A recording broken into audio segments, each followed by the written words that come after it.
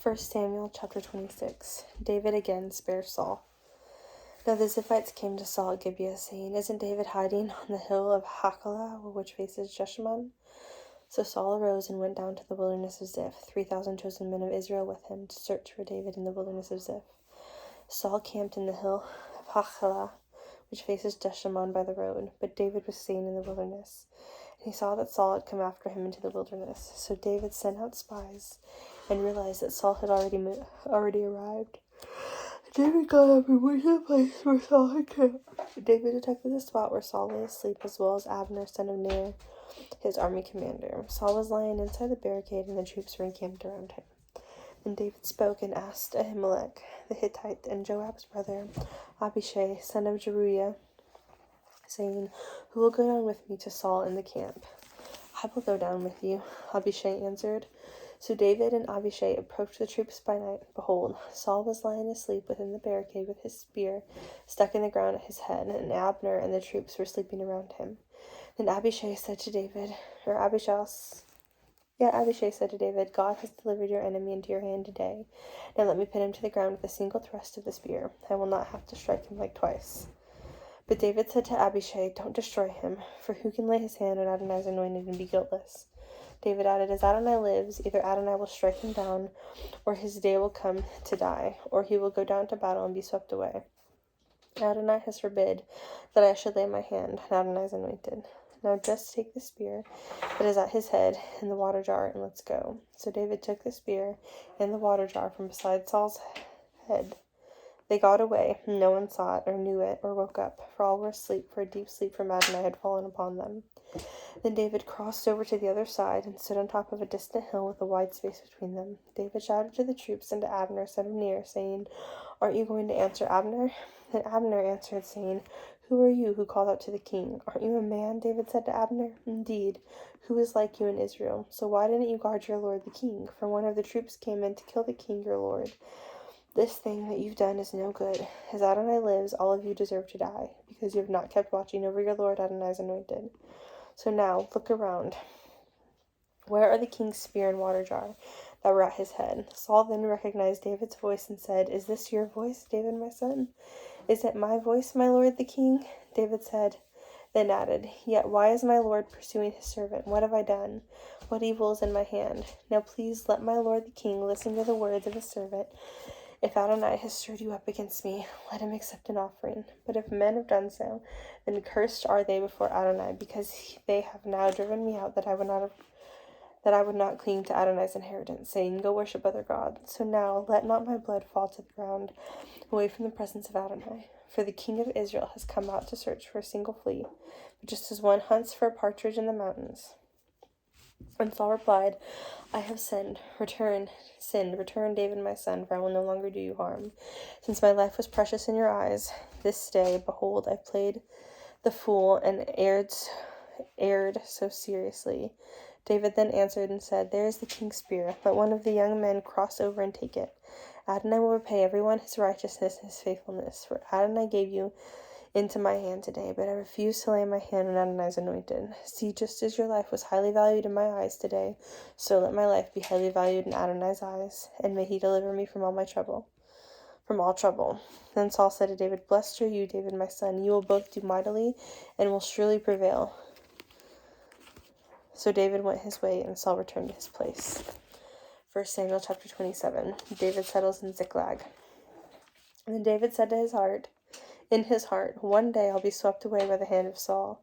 There's nothing better for me than to escape immediately to the land of the Philistines. Then Saul will give up searching for me in all the territories of Israel, so I'll escape from his hand." So David arose and crossed over, he and the 600 men that were with him, to Achish of Maach, king of Gath. David stayed with Achish of Gath, he and his men, every man with his household, and David with his 2 wives, Ahinoam of Jezreel and Abigail of Carmel, Nabal's widow. So when Saul was told that David had fled to Gath, he no longer searched for him. Then David said to Achish, If now I have found favor in your eyes, let me be given a place in one of the country towns, so I may live there. Why should your servant stay in the royal city with you?" So Achish granted him Ziklag that day. Thus Ziklag came to belong to the kings of Judah this day. The number of days that David stayed in the country of the Philistines was 1 year and 4 months. Now David and his men went up and raised the Geshurites, the Gizrites, and the Amalekites, for those were the inhabitants of the region from ancient times. As you go all the way from Shur and as far as the land of Egypt, David attacked the region and was leaving not a man nor a woman alive, and took away sheep, oxen, donkeys, camels, and clothing. When he returned and came to Achish, Achish would ask, "Where have you raided today?" So David would reply, "Against me, against the Negev of Judah, against the Negev of the Jerahmeelite, and against the Negev of the Kenites." David left no man or woman alive to bring to Gath, thinking, "Unless they should tell about us, saying, 'So did David,' so is his practice all the time." He stayed in the country of the Philistines. Then Achish trusted David, saying, "He has certainly made himself abhorrent to his people of Israel. Therefore he will be my vassal forever." 1 Samuel chapter 28. Saul consults a medium. At that time the Philistines gathered their armed forces to fight against Israel. Achish said to David, "You surely know that you and your men must march out with me in the army." David said to Achish, "Well then, you know what your servant will do." "Well then, I appoint you my bodyguard for life," Achish said to David. So Samuel had died, and all of Israel had lamented him, and buried him in Ramah, his hometown. Saul had removed from the land those who were mediums and spiritists. So the Philistines mustered and came and camped in Shunem, and Saul gathered all Israel together, and they camped in Gilboa. Now when Saul saw the camp of the Philistines, he was afraid, and his heart trembled greatly. When Saul inquired of Adonai, Adonai did not answer, neither by dreams nor by Urim or prophets. Then Saul said to his courtiers, "Find me a woman who is a medium, so I may go to her and inquire through her." So his courtiers said to him, "Behold, there is a woman that is a medium at Endor." So Saul disguised himself, put on their other clothes, and went with 2 other men, and they reached the woman by night. And then he said, "Please conjure up for me a ghost. Bring up for me the one that I will name to you." "Look, you know what Saul has done," she said. "Look how he has cut off the mediums and the spiritists from the land. So why then are you setting a trap for my life to get me killed?" Saul vowed to her by Adonai, saying, "As Adonai lives, no punishment will come on you for this thing." "Whom will I bring up for you?" the woman asked. "Bring me up Samuel," he said.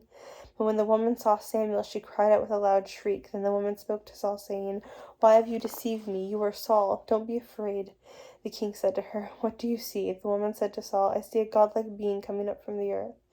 "What does he look like?" he asked her. "An old man is coming up, and he is wrapped with a robe," she said. Then Saul knew that it was Samuel, so he bowed down and prostrated himself with his face to the ground. And Samuel said to Saul, "Why have you disturbed me by bringing me up?" "I'm in great distress," Saul answered. "The Philistines are waging war against me, and God has turned away from me. He doesn't answer me any more, whether he by prophets or by dreams. So I called you up to tell me what I should do." Samuel said, "So why ask me, since Adonai has turned away from you and become your adversary? Now Adonai has done for himself just as he foretold through me. Adonai has torn the kingship out of your hand and has since given it to another fellow, to David. Since you did not obey the voice of Adonai and did not execute his fierce wrath on Amalek, so Adonai has done this to you today. Moreover, Adonai will also give the Israelites who are with you into the hand of the Philistines. Tomorrow you and your sons will be with me. Yes, Adonai will give the army of Israel into the hand of the Philistines." And Saul immediately fell full length upon the ground and became so terrified because of the words of Samuel that there was absolutely no strength in him, for he had eaten nothing all day and all night. Then the woman came to Saul and saw that he was so agitated. So she told him, "Behold, your maidservant obeyed you. I put my life in my hand by listening to your words which you spoke to me. Please to listen to the voice of your maidservant, and let me set a morsel of bread before you, so that you can eat, and you may have strength to go on your way." But he refused and said, "I won't eat." But when his courtiers and the woman urged him, he listened to them. So he got up from the ground and sat on the bed. The woman had a fatted calf in the house. So she hurried and butchered it, and took flour, kneaded it, and baked unleavened bread from it. She brought it before Saul and his courtiers, and they ate. Then they arose and went away that night.